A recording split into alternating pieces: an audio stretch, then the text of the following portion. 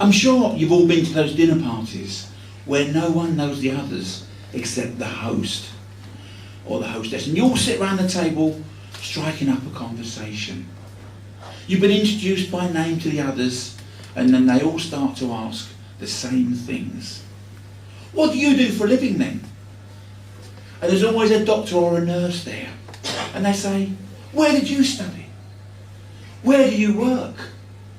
And what made you get into that in the first place? And there's maybe a lawyer there, and they say, where did you study? Where do you work? And why did you get into that in the first place? And maybe there's an architect, and it's the same 3 questions. And then they ask you, don't they? What do you do for a living then, Kevin? Oh, me? I work in sales. I'm a sales exec.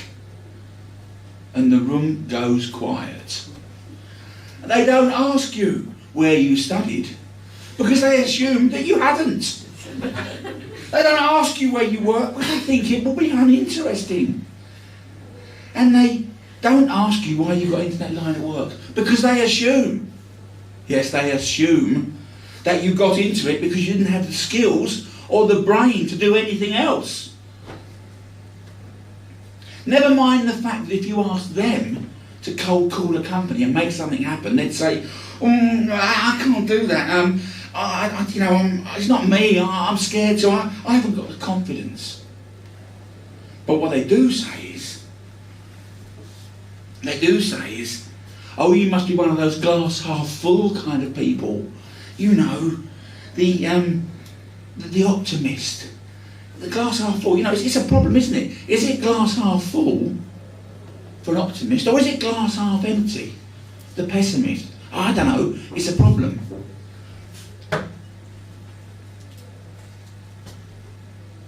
Chair, sales delegates and guests.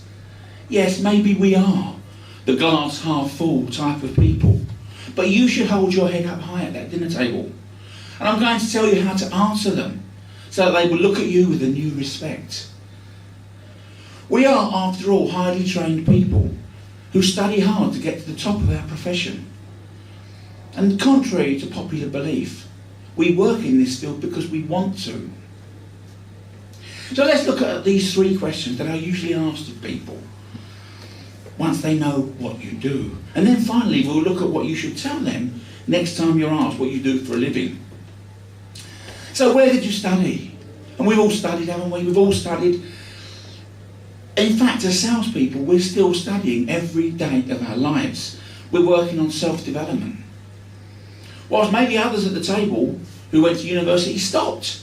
When they left university, we're still studying. Many of us will have been to university. We might have studied things like English, business studies, geography, drama, and then we decided to go into sales. Others, maybe the sales engineers here, studied, maybe got a degree or a doctorate in philosophy, in physics, in chemistry, or life sciences such as biotechnology.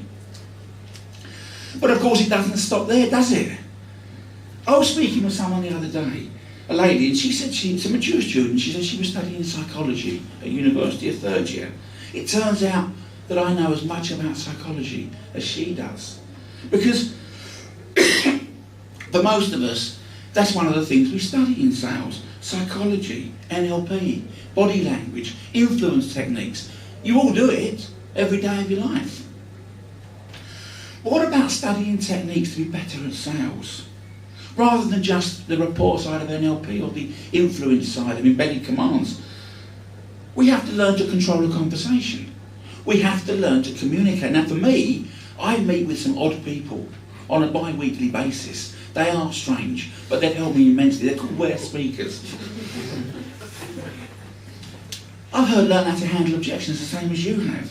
Get past the gatekeeper, how to close for the sale or get an appointment. So it's safe to say that the studying aspect of the 3 questions can quite clearly be covered if only they would ask us. But what about the question, who do you work for? Where do you work? Who do we work for?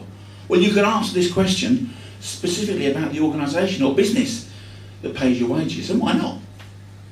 Or you could look at it as a general question of who benefits from our work. You see, in the book Bare Knuckle Selling by Simon Hazeldine, he argues that if someone didn't at first sell something, then we wouldn't have an economy. The whole of our economy relies on the likes of you, and even you, to sell things. If you don't, when you sell things, if you don't sell things, there'll be no manufacturing, no distribution, no economy, no wealth. I'm not sure that the other dinner party guests would want to know about the economy, maybe, but maybe they want to know about your business, if it's not too technical an answer for them, eh? But why did we get into sales in the first place? Well, I'm not sure about you, but for me, I got into it for the competition, making money, and communicating with people. That may be why I got into it at first. But why do I stay in it? When the KPIs are getting harder to achieve and the margins, they're always being squeezed, aren't they?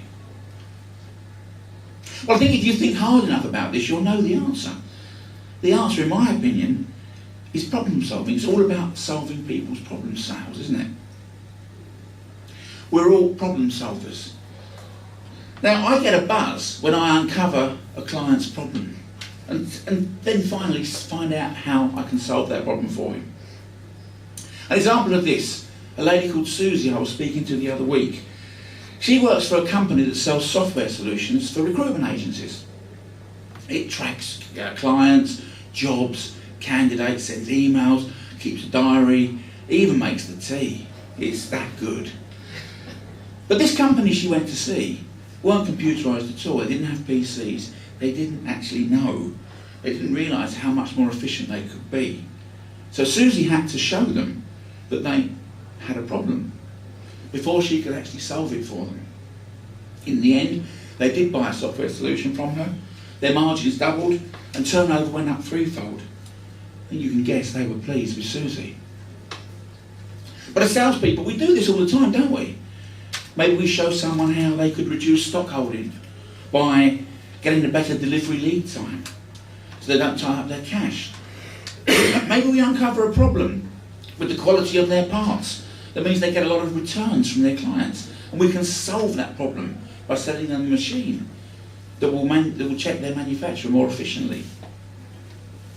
Once we understand, that is what we do, then in turn we can gain more self-respect, can't we?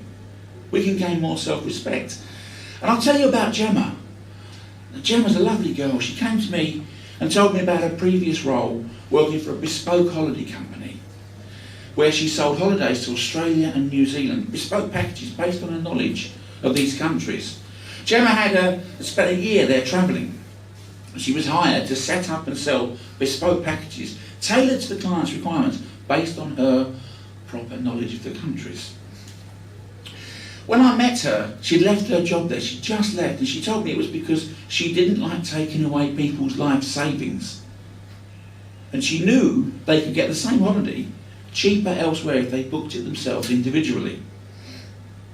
Gemma, I said, you're not taking away people's life savings. They're going to spend it anyway. It's the reason they saved it, Gemma, so as to have a fantastic, once-in-a-lifetime holiday.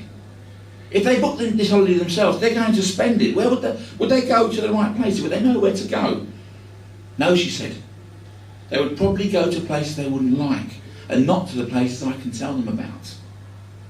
So Gemma, I said, are you solving their problems and delivering to them exactly what they want? Yes, she said. I said, only you can do this. Only you. And they're going to spend this money anyway. Once she realised how important the service she provided was, she asked for her old job back. That was 5 years ago now. 5 years ago. And now she's going from strength to strength in that company. It's a travel company locally, but now she knows why she's working there, to solve people's problems. And she's a happy person. And the thing is, next time at a dinner party, you're there with a lawyer, a nurse, an architect, and they ask you what you do for a living. Tell them you analyse business and solve problems. It takes a lifetime of study to succeed, and you really love your job. But if they come back to you later with the problem of the half glass full of beer, or half glass empty of beer, will do this. Problem solved.